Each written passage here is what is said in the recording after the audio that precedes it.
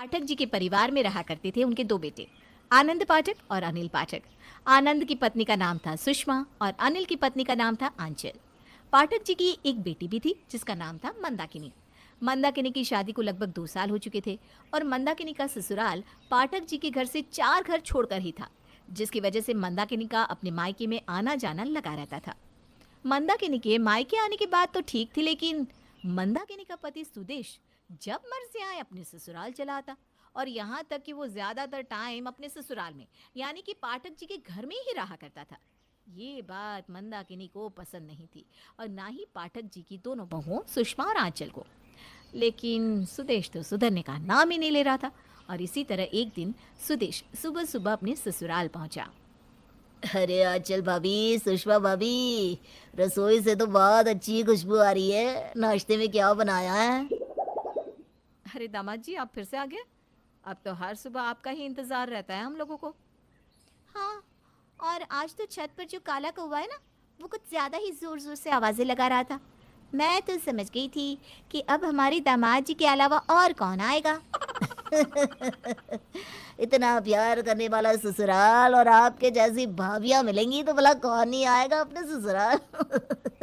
अब जल्दी से गर्मा गर्म परोठे खिला दीजिए। बिल्कुल दामाद जी, आपके लिए तो मैंने स्पेशल पराठे बनाए हैं मक्खन लगाकर। बैठिए, खाइए खाइए। अरे लेकिन आनंद और अनिल भाई साहब को भी तो आने दीजिए, उसकी बात खा लेना। अरे उनका क्या है, वो तो इसी घर में रहते हैं। मैं तो कभी कभी आता जाता हूँ। आप ना जल्दी से मुझे पराठे खिलाइए। कल रात को मेरी नींद भी पूरी नहीं हुई थी, थोड़ी देर यहीं पर सो जाता हूँ। क्या दामाद जी, काम पर नहीं जाना क्या जो सुबह सुबह सोने की बात कर रहे हैं? अरे भाभी, काम तो जिंदगी भर चलता रहेगा। लेकिन आपके हाथ के पराठे कहाँ मिलेंगे? लाइए लाइए, जल्दी से लाइए। और हाँ, वो आम का अचार जरूर ले आना जो आपकी सासू माँ बनाती है, यानी हमारी सासू माँ। जी बिल्कुल बिल्कुल, आम का अचार भी ले आऊंगी, दही भी लेकर आऊंगी, आप जो कहेंगे वो ले आऊंगी। और इस तरह से सुदेश ने मंदाकिनी के मायके में जाकर सुबह सुबह अच्छे से नाश्ता कर लिया, बिना इस बात की परवाह किए कि उस घर के किसी भी मेंबर ने अभी तक कुछ भी खाया नहीं था। इससे पहले कि बाकी के लोग नाश्ता करते, सुदेश आराम से कमरे में जाकर सो गया और खर्राटे मारने लगा। ये देखकर सुषमा और आंचल को बिल्कुल भी अच्छा नहीं लगा। मुझे तो लगता है हमें इस बारे में मंदाकिनी दीदी से बात करनी चाहिए। अरे नहीं नहीं, उनको बुरा लगेगा, इस घर की इकलौती बेटी है। अगर उनका पति यहाँ पर आता है और हम इस बात की शिकायत उनसे करेंगे तो सोचो उन्हें कितना बुरा महसूस होगा। वैसे बात तो सही है। अब जैसा भी हो, इस घर का दामाद है, हम कर भी क्या सकते हैं। दामाद तो है, लेकिन इनकी जो हरकतें हैं ना, वो मंदाकिनी दीदी पर आगे चलकर बहुत भारी पड़ सकती हैं। आप समझ रही हैं ना? अरे मैं तो सब समझती हूँ, लेकिन हमारे दामाद बाबू समझेंगे तब ना। कुछ देर के बाद मंदाकिनी सुदेश को ढूंढते हुए अपने मायके पहुँचती है। सुषमा भाभी, आंचल भाभी, सुदेश यहाँ पर आए थे क्या? आए थे नहीं, अब भी यहीं पर है। लेकिन तुम उन्हें इस तरह से ढूंढ क्यों रही हो? वो तो सुबह से यहीं पर है मंदाकिनी दीदी, लेकिन आप इतनी परेशान क्यों लग रही हो? उनका मोबाइल फ़ोन भी घर पर है, ऑफिस से 5-6 बार कॉल आ चुका है। वो लोग पूछ रहे हैं कि सुदेश ने छुट्टी की एप्लीकेशन भी नहीं डाली और वो ऑफिस भी नहीं आए।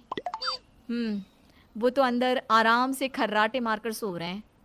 हाँ, सुबह सुबह यहाँ आए थे, नाश्ते के बारे में पूछने लगे तो हमने उन्हें नाश्ता करा दिया। उसके बाद बोले कि काम तो होता रहेगा, नींद ज़्यादा ज़रूरी है, इसलिए सोने चले गए। मैं सुदेश की हरकतों से परेशान हो गई हूँ।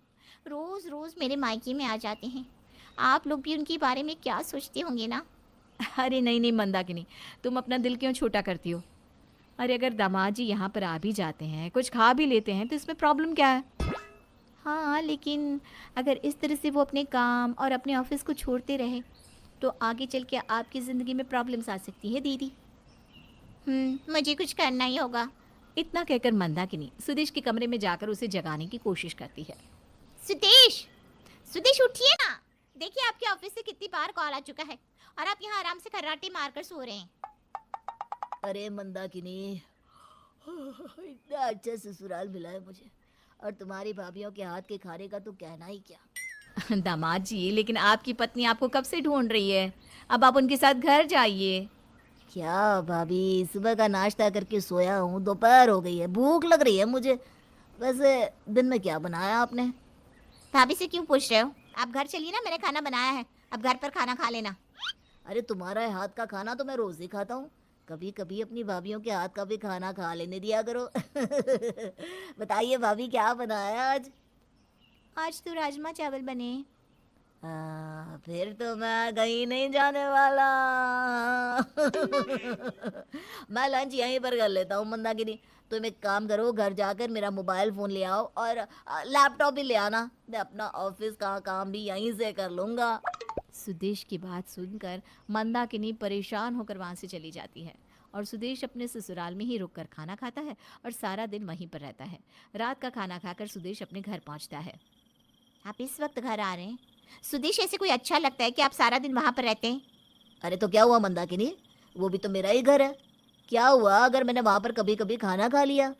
अरे दूसरे आदमियों को जानती भी हो, अपनी पत्नी के घर वालों से चिढ़ते हैं, लेकिन मुझे देखो, मैं कितने आराम से तुम्हारे घर चला जाता हूँ।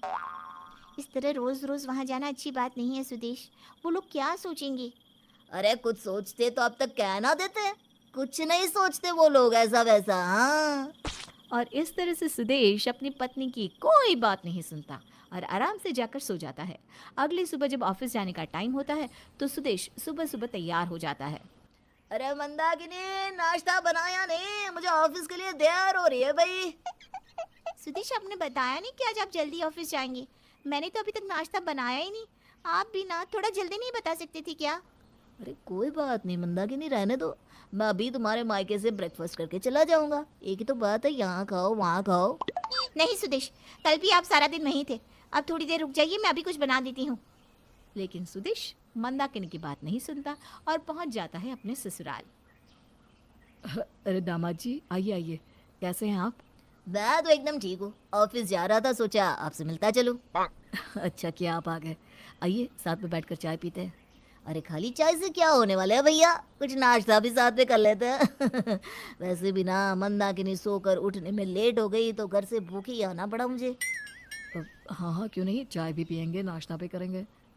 दामाद जी, अभी तक ब्रेकफास्ट बना नहीं है, आपको थोड़ा वेट करना पड़ेगा। अरे कोई बात नहीं, मैं ऑफिस थोड़ा देर से चला जाऊंगा। आप आराम से बनाइए जी नाश्ता। सुदेश की बात सुनकर आंचल रसोई में आती है जहाँ पर सुषमा पहले से ही मौजूद थी। क्या हुआ, दामाद जी फिर से आ गए? हाँ, वैसे उनके आने से मुझे प्रॉब्लम नहीं है। मैं बस ये सोच रही हूँ कि मंदाकिनी दीदी को कितना बुरा लगता होगा दामाद जी की इस बिहेवियर से। हमें ही कुछ करना होगा, वरना कहीं ऐसा ना हो कि इस बात से कोई बड़ी बात बन जाए। उसके बाद सुषमा और आंचल अपने दामाद सुदेश को सुधारने का प्लान बनाती हैं।